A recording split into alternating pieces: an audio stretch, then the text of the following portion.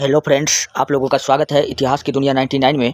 दोस्तों, आपका जो एग्ज़ाम कल यानी 18 मई का जो पेपर हुआ था बिहार पुलिस मद्य निषेध का 2025 में, कल का पेपर, उसी का सॉल्यूशन आपको इस वीडियो में मिलने वाला है। फ्रेंड्स, यह प्रश्न जो है आप ही के द्वारा लिखाया गया है, आप ही जैसे स्टूडेंट ने भेजा गया है।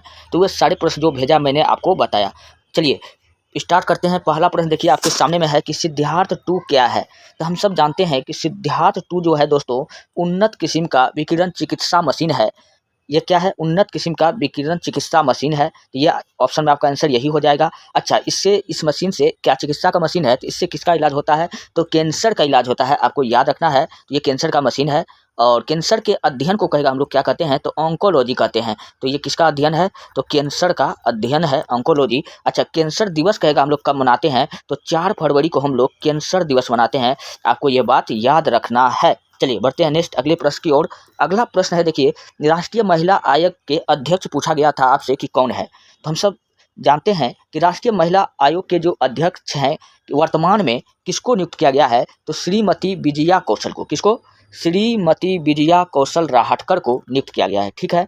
अच्छा, पहला पूछेगा कि महिला आयोग के अध्यक्ष कौन था? तो श्रीमती जमंती पटनायक। ये आपको याद रखना है। अगर महिला आयोग का कहेगा कि स्थापना कब हुआ था, तो स्थापना आप बता दो। इसका स्थापना फ्रेंड्स 1992 में हुआ था।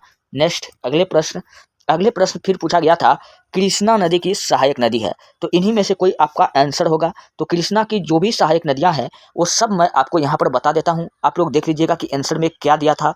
तो चलिए हम लोग देखते हैं कृष्णा नदी की सहायक नदियाँ। भीमा नदी हो जाएगा, फिर उसके बाद में कोम नदी हो जाएगा, फिर मूसी नदी हो जाएगा, फिर तुंगभद्रा नदी हो जाएगा, फिर घटप्रभा नदी हो जाएगा, फिर मालप्रभा हो जाएगा, फिर दूध गंगा हो जाएगा, फिर पेंच गंगा हो जाएगा। और गोदावरी नदी की अगर सहायक नदियाँ पूछे तो इसमें से जो भी ऑप्शन आपका होगा आप लोग देख लीजिएगा ऑप्शन में क्या था। गोदावरी नदी की सहायक नदियाँ पूछे तो मंजीरा हो जाएगा, प्राणहिता हो जाएगा, इंद्रावती हो जाएगा, परवड़ा हो जाएगा, पेन गंगा हो जाएगा, वेन गंगा हो जाएगा, पूर्णा हो जाएगा। तो ये सब किसका है? तो ये सब गोदावरी नदी की सहायक नदियां हैं। तो ये सब आपको याद रखना है।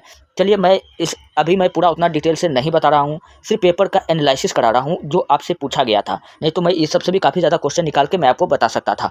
चलिए ये फ्रेंड्स मैं आपको फिर से बता दूं कि ये जितने भी क्वेश्चन हैं आप ही लोग के द्वारा भेजा गया प्रश्न है। चलिए नेक्स्ट अगला है। आप लोग भी कमेंट कर सकते हैं कि कौन कौन सा पेपर कहाँ से आया था, आप लोग ये कमेंट कर सकते हैं। चलिए सतपुरा से निकलकर गिरने वाली नदी, हाँ, सतपुरा से यहाँ सतपुरा से निकलकर अरब सागर में गिरने वाली नदी। क्वेश्चन यहाँ थोड़ा सा मिस्टेक हो गया है। सतपुरा से निकलकर अरब सागर में गिरने वाली नदी कौन सी है? तो हम लोग जानते हैं कि सतपुरा के अमरकंटक की पहाड़ी से नर्मदा नदी निकलती है। कौन सी? नर्मदा नदी निकलती है जो अरब की खाड़ी में गिरती है। कहाँ गिरती है? तो अरब की खाड़ी में गिरती है। तो यही आपका आंसर था। अच्छा, और अरब की खाड़ी में कौन सी नदी गिरती है? तो ताप्ती नदी गिरती है। कहाँ गिरती है? अरब सागर में। कहाँ गिरती है? अरब सागर में, आपको ये पता है। अच्छा, अमरकंटक की पहाड़ी से एक नदी और निकलती है, सोन नदी, जो गंगा में जाकर मिलती है। कहाँ मिलती है? तो यह गंगा में जाकर के मिल जाती है। तो ये आपको याद रखना है। आप लोगों से मैं एक क्वेश्चन पूछ रहा हूँ, काफ़ी इंपॉर्टेंट है। आप लोग ये बता दो कि गंगा नदी बिहार में कहाँ प्रवेश करती है? गंगा नदी बिहार में बता दो कहाँ प्रवेश करती है। आप लोग कमेंट में इसको छाप दो, कई बार ये क्वेश्चन पूछा गया है। चलिए बढ़ते हैं नेक्स्ट अगले प्रश्न आपके सामने में है, मित्रा ऐप किससे संबंधित है? तो मित्रा ऐप दोस्तों एक प्रकार का ऑनलाइन ऐप है जिनसे वस्त्र उद्योग से यह संबंधित है। तो वस्त्र उद्योग जहां ऑप्शन होगा वही सही हो जाएगा। यह क्वेश्चन आप ही द्वारा भेजा गया सारे प्रश्न है। नेक्स्ट अगला प्रश्न चलिए हम लोग बढ़ते हैं। फिर क्वेश्चन पूछा गया था, एसबीआई के अध्यक्ष कौन है? तो एसबीआई का भैया अध्यक्ष कौन है? देखिए इसका नाम थोड़ा अजीब जरूर है लेकिन आप याद रख सकते हो। तो अजीब अजीब चीज़ जो होता है ना, हमारे ख्याल से वो जल्दी याद हो जाता है। तो आप लोगों में क्या बीमारी है आप लोग देख लीजिएगा, क्योंकि हम तो जो अजीब रहता है हमको वो जल्दी याद हो जाता है क्योंकि वो अमेजिंग चीज़ है। तो चिल्ला श्रीनिवासुल शेट्टी। क्या? चिल्ला श्रीनिवासुल शेट्टी ये कौन है? एसबीआई के अध्यक्ष हैं। ठीक है। एसबीआई का अगर स्थापना पूछेगा कब हुआ था तो 1 जुलाई 1955 को हुआ था। और मुंबई में इसका क्या है? हेडक्वार्टर है। हेडक्वार्टर कहाँ है? मुंबई में है। अच्छा, एसबीआई का प्रारंभिक नाम पूछेगा कौन सा बैंक है? तो एसबीआई का प्रारंभिक नाम है इंपेरियल बैंक। कौन सा नाम है? Imperial bank. ये आपको याद रखना है, ये एसबीआई का प्रारंभिक नाम है। नेक्स्ट अगला प्रश्न आपके सामने में है। प्रश्न पूछा गया था कि 6 से 14 वर्ष के बच्चा की पढ़ाई में किस अनुच्छेद का प्रयोग किया जाता है?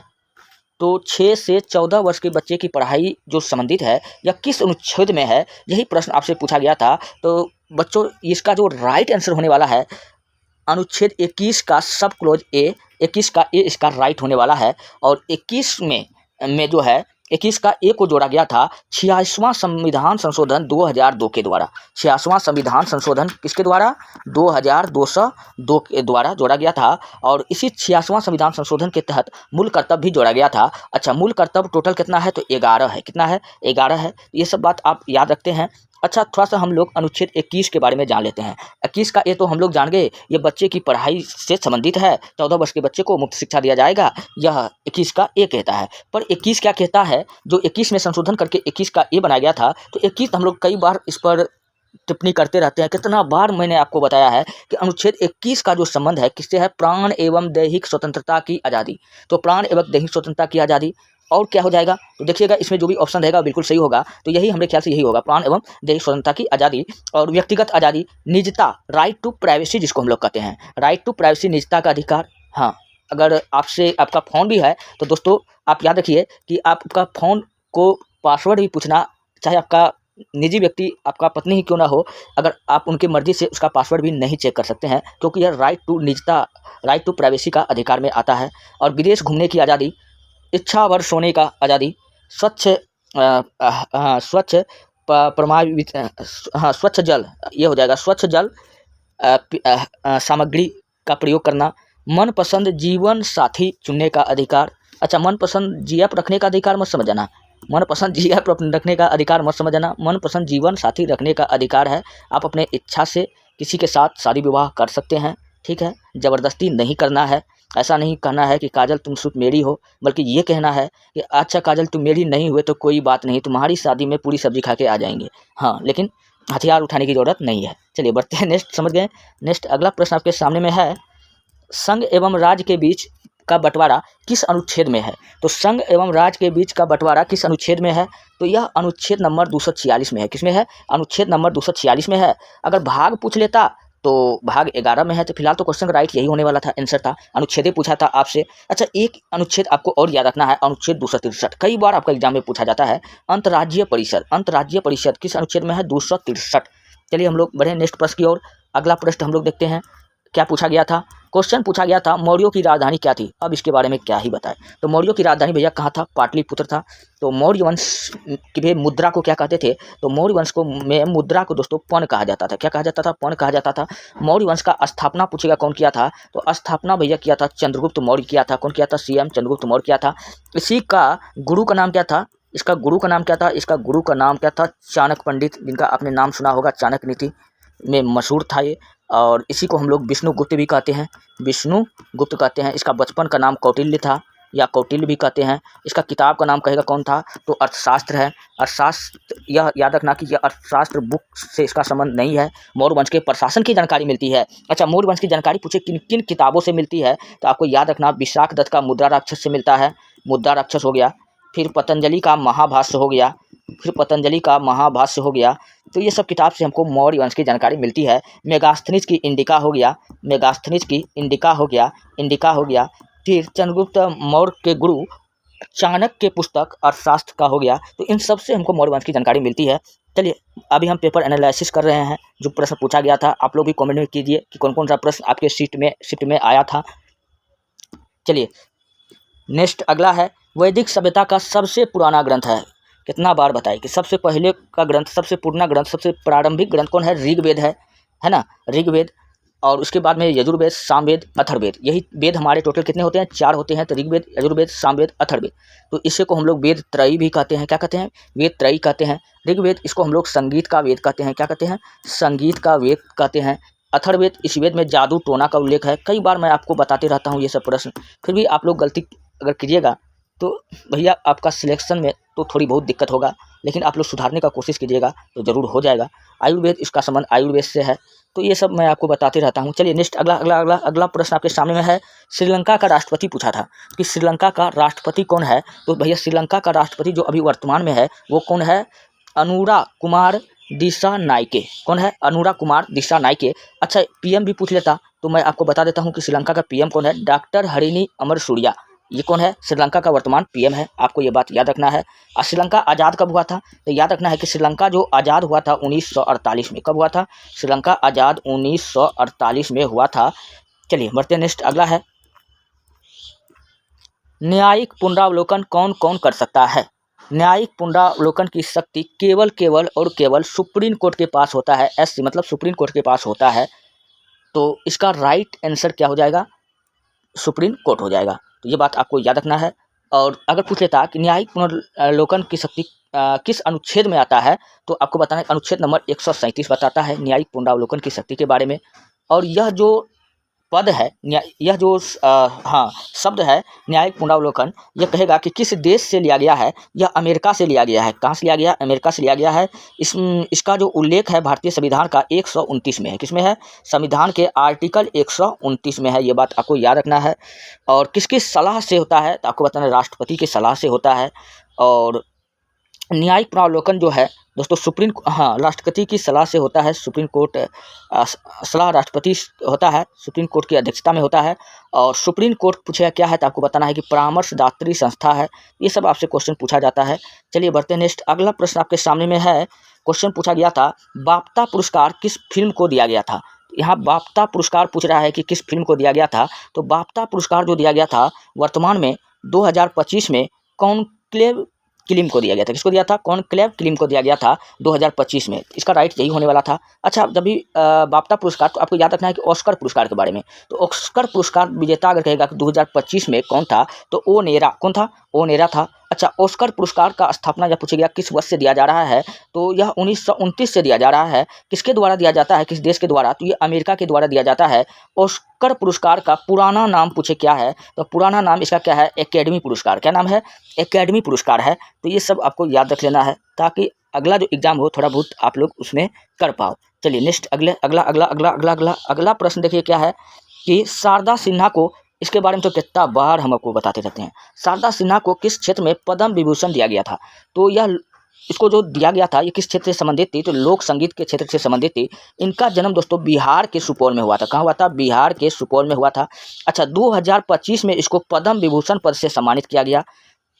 इसको हम लोग बिहार कोकिला भी कहते हैं। क्या कहते हैं? बिहार कोकिला कहते हैं। आप लोग बता दो भारत कोकिला किसको कहते हैं? भारत कोकिला, तो भारत कोकिला हम लोग सरोजिनी नायडू कहते हैं। किसको कहते हैं? सरोजिनी नायडू को कहते हैं। अगर यही पूछ लेता कि स्वर कोकिला किसको कहते हैं, तो स्वर कोकिला हम लोग लता मंगेशकर को कहते हैं। किसको कहते हैं?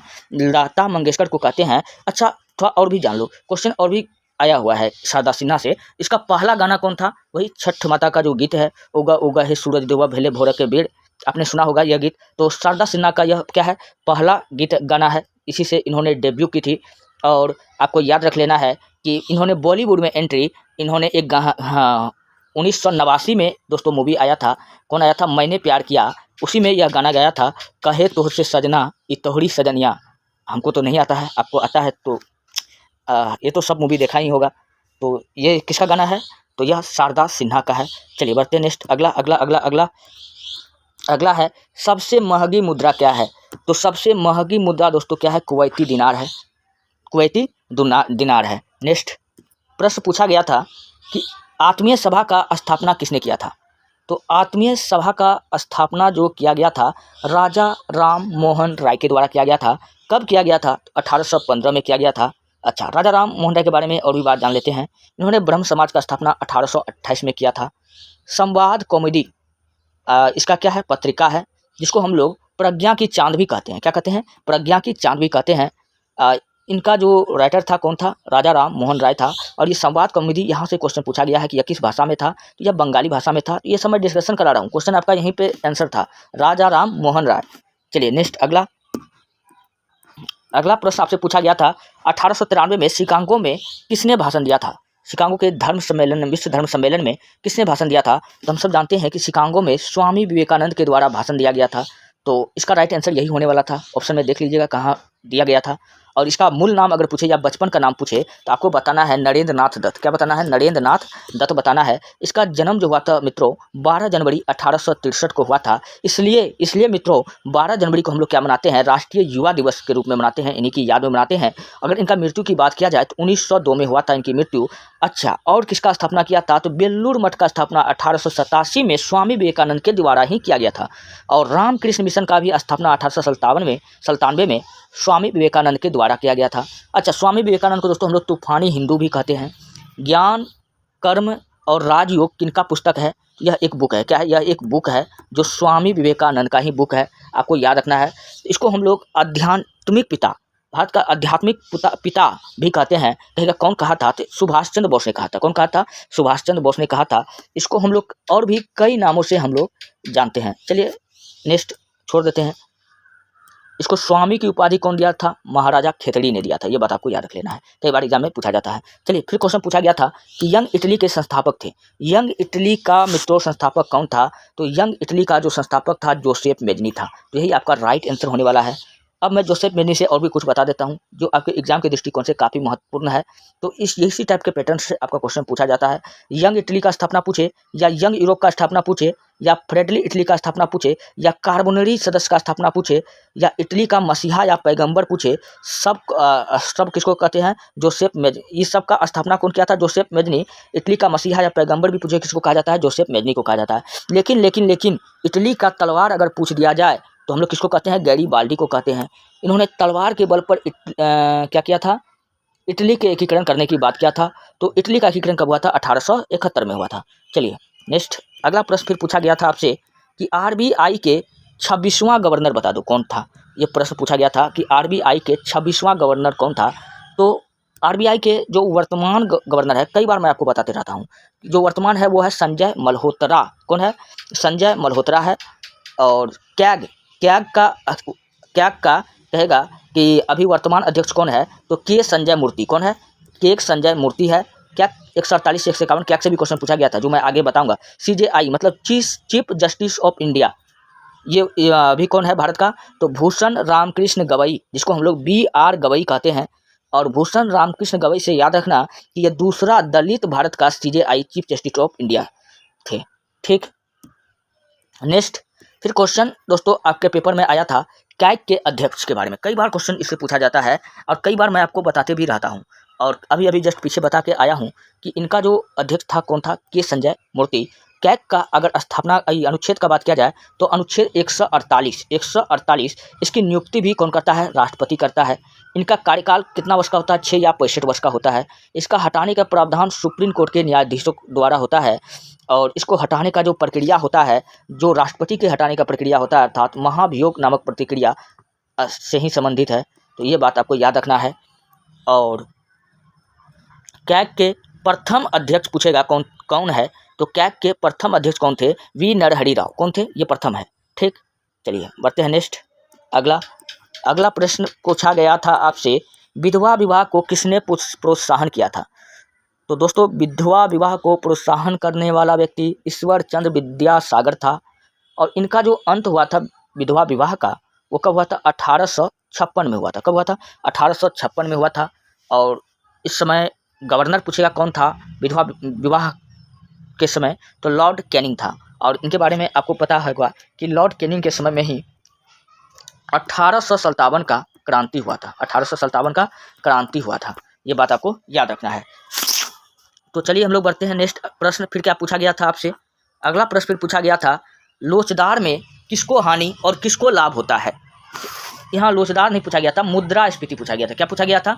मुद्रास्फीति से किसको लाभ और किसको हानि होता है? तो हम लोग जानते हैं कि मुद्रास्फीति के कारण दोस्तों क्या होता है? महंगाई बढ़ जाता है। क्या होता है? महंगाई बढ़ जाता है। और मुद्रास्फीति के कारण दोस्तों हम लोग देख लेते हैं लाभ और हानि देख लेते हैं। जो लाभ होता है दोस्तों वो लेनदार यानी ऋणी लेगा कौन? जो ऋणी होगा तो ऋणी व्यक्ति को होता है और लेने वाला को होता है। और हानि जो होता है जो व्यक्ति देता है अर्थात ऋणदाता को होता है। तो लेनदार में किसान और व्यापारी वर्ग को शामिल किया गया है, इसमें उपभोक्ता आ जाएगा। तो यहाँ क्वेश्चन यही पूछा गया था कि मुद्रास्फीति से किसको हानि और किसको लाभ होता है। तो यहाँ देख लीजिएगा ऑप्शन में जो होगा उस हिसाब से आप लगा दीजिएगा। ठीक है, चलिए मैंने आपको बता दिया, इनको लाभ होता है और इधर वाला हानि होता है। Next next next next next प्रश्न आया था कि किस अंग से O2 अंदर और CO2 बाहर निकलता है। तो हम लोग जानते हैं कि फेफड़ा के वायु कोष से फेफड़ा के अंग से ऑक्सीजन अंदर जाता है और CO2 बाहर निकलता है। CO2 बाहर निकलता है फेफड़ा के वायु कोष से, जिन्हें हम लोग एलियोलाई कहते हैं। क्या कहते हैं? एलियोलाई कहते हैं। तो ये भी प्रश्न आपसे पूछा गया था। नेक्स्ट प्रश्न पूछा गया था, पेपर में जान नहीं था इस बार, हाँ, तवांग राष्ट्रीय उद्यान कहाँ है? तवांग नहीं पूछा था, पूछा था ताडोबा। क्या पूछा था? ताडोबा राष्ट्रीय उद्यान पूछा था। लेकिन फिर भी आप लोग जान लीजिए कि तवांग राष्ट्रीय उद्यान कहाँ था? AP अरुणाचल प्रदेश में था। कहाँ था? अरुणाचल प्रदेश में था। और ताडोबा कहाँ है? महाराष्ट्र में है। कहाँ है? महाराष्ट्र में है। तो ये आपको याद रखना है। चलिए फिर अगला प्रश्न आपसे पूछा गया था। अगला प्रश्न, काला घोड़ा महोत्सव कहाँ मनाया जाता है? तो दोस्तों काला घोड़ा महोत्सव महाराष्ट्र में मनाया जाता है। कहाँ मनाया जाता है? महाराष्ट्र में मनाया जाता है। फिर क्वेश्चन आपसे पूछा गया था, हिंदी में साहित्य पुरस्कार किसे और किस पुस्तक के लिए दिया गया है? तो हिंदी में साहित्य पुरस्कार जो है वह किसको दिया गया है? तो आपको याद रखना कि गगन गिल को दिया गया। किसको दिया गया है? गगन गिल को दिया गया है। और गगन गिल मैं जब बाहर आया, इसका ये क्या किया है? रचना किया है। और इसको कब मिला था? 2024 में मिला था साहित्य पुरस्कार। ये बात आपको याद रखना है। फिर आपको याद रखना है व्यास सम्मान। व्यास सम्मान किसको मिला है? तो प्रभा वर्मा को मिला है। और इसको किस पुस्तक पे मिला है? हम कौन देश के वासी हैं, कौन देश के वासी हैं, इस पर मिला है। फिर आपको याद रखना है कि ज्ञानपीठ पुरस्कार 2024 किसको मिला है? तो विनोद कुमार शुक्ल को मिला है। आपने 10th क्लास में पढ़ा होगा। इसी का कहानी का नाम क्या है? मछली नामक कहानी था 10th क्लास में। तो ये किसका है? विनोद कुमार शुक्ल का है। नेक्स्ट प्रश्न आया हुआ था, एशिया कप 2026 कहाँ होगा? तो भाइयों एशिया कप 2026 का जो आयोजन होगा वो जापान के नागोया में होगा। कहाँ होगा? जापान के नागोया में होगा। और एशिया कप में दोस्तों योगा को शामिल किया गया। किसको शामिल किया गया है? 2026 में क्वेश्चन पूछा जाएगा कि कहाँ होगा, तो क्वेश्चन तो आपका आंसर यही होगा। लेकिन क्वेश्चन और भी मैं आपको बता देता हूँ कि 2026 में जो जापान के नागोया में होगा उसमें कहेगा कि किसको शामिल किया गया था? तो योगा को शामिल किया गया था। और योग दिवस दोस्तों हम लोग कब मनाते हैं? योग दिवस 21 जून को मनाते हैं। प्रत्येक वर्ष हम लोग कब मनाते हैं? 21 जून को मनाते हैं। अच्छा, नेक्स्ट प्रश्न फिर आया था। अगला प्रश्न आया था, द्वीप कहाँ है? द्वीप नहीं आया था, पिट्टी द्वीप कहाँ है ये आया था कि पिट्टी द्वीप कहाँ है, ये क्वेश्चन आया था। तो पिट्टी द्वीप आपको याद रख लेना है कि पिट्टी द्वीप जो है वो लक्षद्वीप में है। और लक्षद्वीप के बारे में आपको याद रख लेना है। तो क्वेश्चन का आंसर तो यही हो जाएगा, लेकिन लक्षद्वीप से थोड़ा और भी आप याद रख लीजिए। यह क्षेत्रफल के दृष्टि से और जनसंख्या के दृष्टि से सबसे छोटा महाद्वीप है, सबसे छोटा केंद्र शासित प्रदेश है। ये बात आपको याद रखना है। और ये प्रवाल निर्मित द्वीप है। क्या है? ये बात आपको याद रखना है। ठीक, अगर सबसे बड़ा द्वीप कहेगा लक्षद्वीप का कौन सा होगा, तो लक्षद्वीप का सबसे बड़ा द्वीप है एंड्रोमोटा। क्या है? एंड्रोमोटा लक्षद्वीप का सबसे बड़ा द्वीप है। नेक्स्ट अगर बढ़े तो अगला प्रश्न फिर पूछा गया था, 52वां संविधान संशोधन कब हुआ था? तो आपका तो आंसर यही हो गया, 1985 में 52वां संविधान संशोधन हुआ था।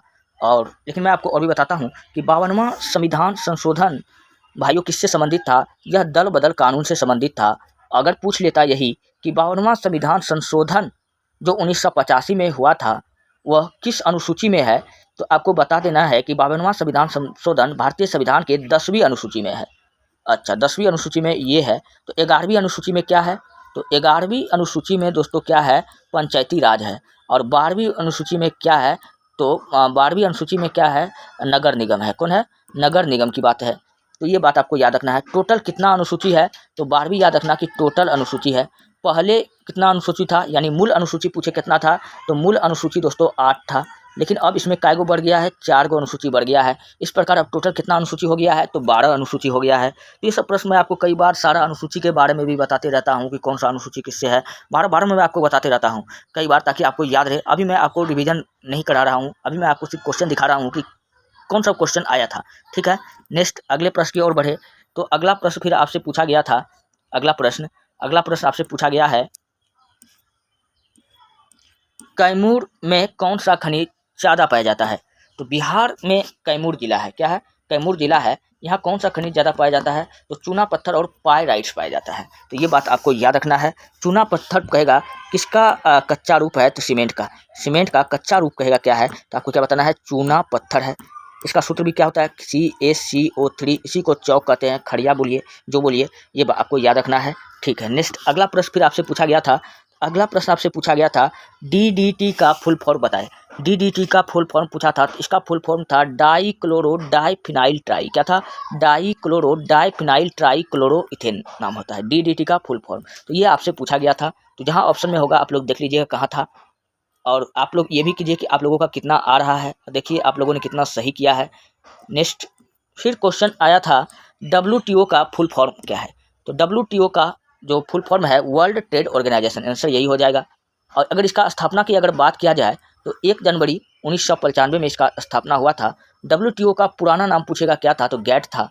क्या नाम था, गैट था। और इसका हेडक्वार्टर पूछे यानी मुख्यालय पूछे कहाँ है, तो जेनेवा में है। कहाँ है, जेनेवा में है। चलिए बढ़ते हैं नेक्स्ट। अगला प्रश्न फिर पूछा गया था, आया हुआ क्वेश्चन था पेपर में कि अजीत डोभाल किस पद पर आसीन है। अब ये प्रश्न जिसको नहीं होगा डूब मरो जाकर के, क्योंकि अजीत डोभाल के बारे में अभी हाल ही में जो भारत पाकिस्तान जो युद्ध हो रहा था, इनके बारे में कई बार टीवी पर खोल के बता रहा था अजीत डोभाल के बारे में। अगर आपने न्यूज़ को अच्छा से कवर किया होगा तो आपसे ये प्रश्न छूटने वाला नहीं था। राष्ट्रीय सुरक्षा सलाहकार पद पर था। नेक्स्ट अगला प्रश्न है, अगला प्रश्न फिर पूछा गया था कि 2024 को राष्ट्रपति द्रौपदी मुर्मू द्वारा राज्यसभा के लिए मनोनीत सुधा मूर्ति किस क्षेत्र से संबंधित है, तो दोस्तों यह साहित्य के क्षेत्र से था।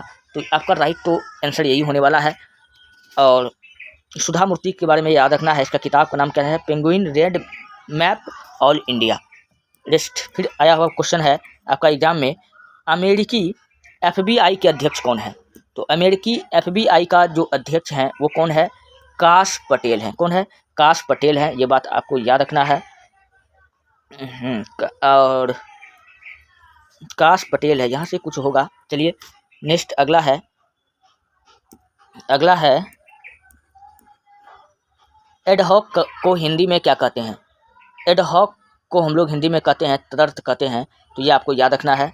फिर प्रश्न आपसे पूछा गया था कि आर्टिकल को हिंदी में क्या कहते हैं। आर्टिकल को हम लोग हिंदी में अनुच्छेद या निबंध कहते हैं या लेख कहते हैं। तो ये सब प्रश्न आपसे आया हुआ था, तो उम्मीद करते हैं कि आपने ज़रूर बनाया होगा।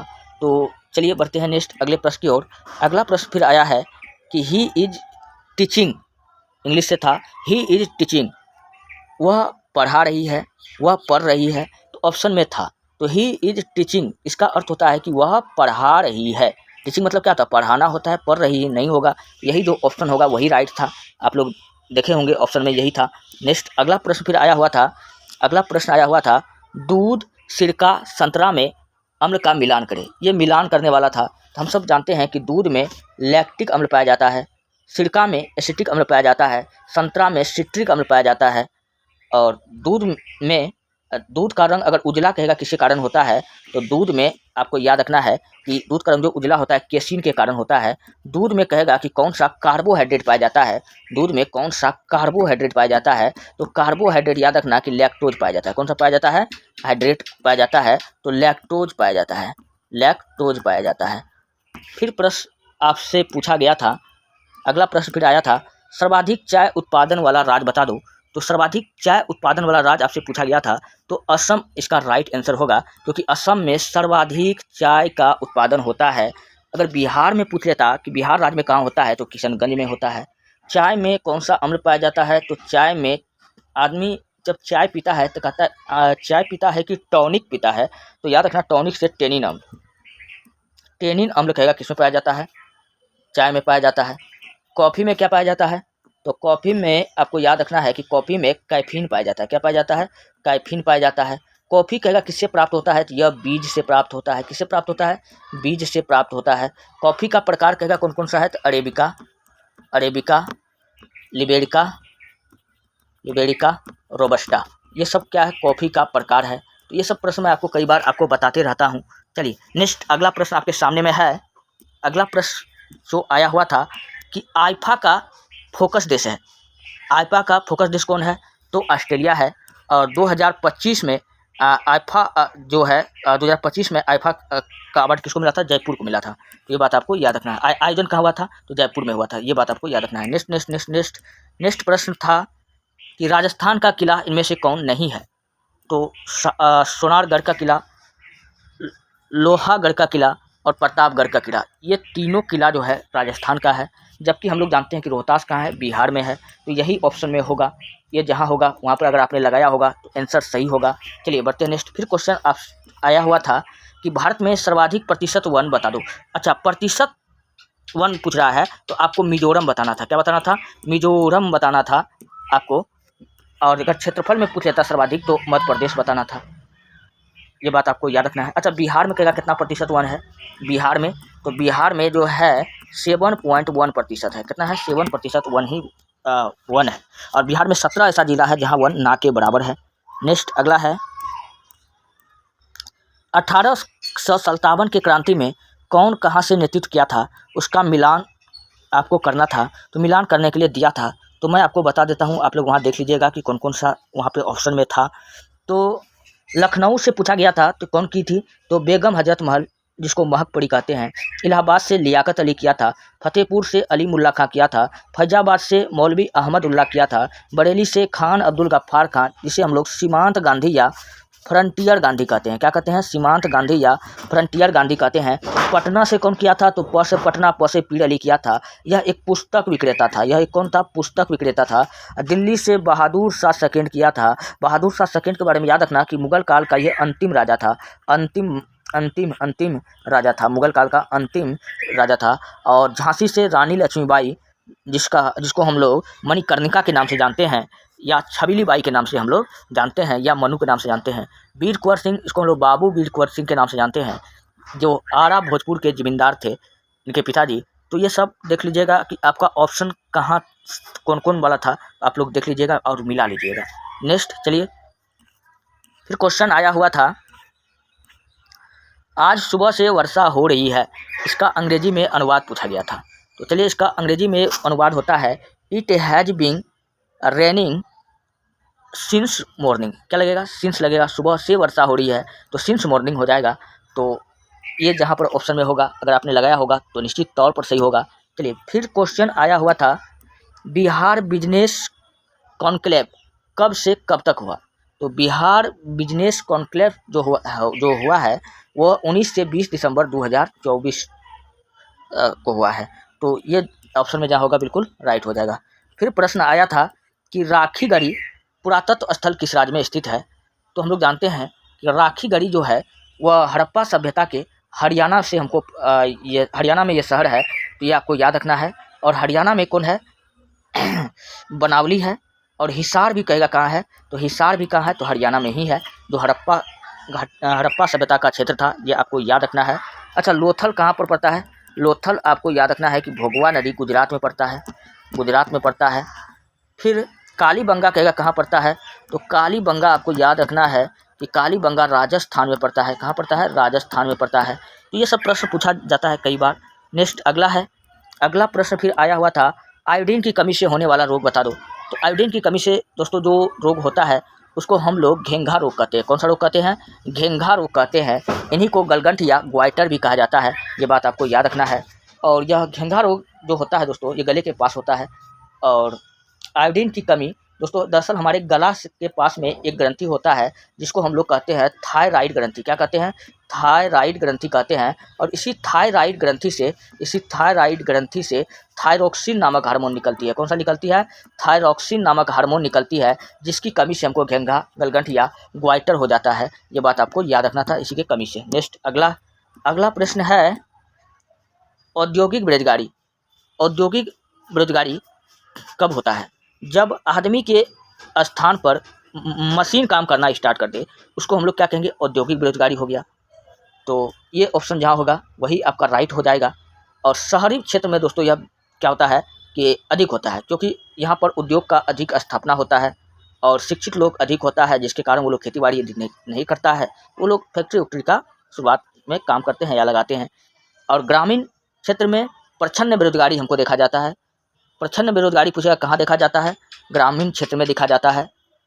और इसी को हम लोग छिपी बेरोजगारी कहते हैं या अदृश्य बेरोजगारी हम लोग कहते हैं। तो ये बात आपको याद रखना है। मौसमी भी एक बेरोजगारी का हाँ, मौसमी बेरोजगारी, मौसमी बेरोजगारी, बेरोजगारी ये किस में देखा जाता है? ये दोस्तों मौसम के अनुकूल यह बेरोजगारी छाता है। जैसे अगर मैं कह दूँ कि रजाई विक्रेता को कोई गर्मी में रजाई नहीं लेगा, तो उसको कौन सा ऐसा बेरोजगारी को क्या कहेंगे? मौसमी बेरोजगारी छाया हुआ है। पंखा कूलर विक्रेता, कोई ठंडी में नहीं खरीदेगा, तो इन सबको जो बेरोजगारी से ग्रसित होता है इन सब लोग, या कौन सा हो जाएगा? मौसमी बेरोजगारी से संबंधित हो जाएगा। आइसक्रीम विक्रेता, तो ये सब आपको याद रखना है, मौसमी बेरोजगारी के अंतर्गत आता है। बेरोजगारी मापने के लिए कहेगा कौन सा कमेटी का गठन किया गया था? तो बेरोजगारी मापने के लिए भगवती कमेटी का गठन किया गया था। कौन सा? भगवती कमेटी का गठन किया गया था, ये बात आपको याद रखना है। चलिए फिर नेक्स्ट अगला प्रश्न आया हुआ था सहकारिता समिति का स्थापना से आया हुआ था। तो सहकारिता समिति का जो स्थापना है 1904 में हुआ था। अगर पूछेगा कि यह भारत के संविधान के किस भाग में है? तो 9 का बी में है। किसमें है? 9 का बी में है। और सहकारिता समिति जो है कृषि संबंधित ऋण देती है, तो कृषि ऋण समिति भी इसी को हम लोग कहते हैं। नेक्स्ट फिर आया हुआ प्रश्न था प्री बुक ऑफ बिहार आई हर्चर के लेखक पूछेगा कौन है? तो इसका लेखक कौन है? तो इसका लेखक है अजय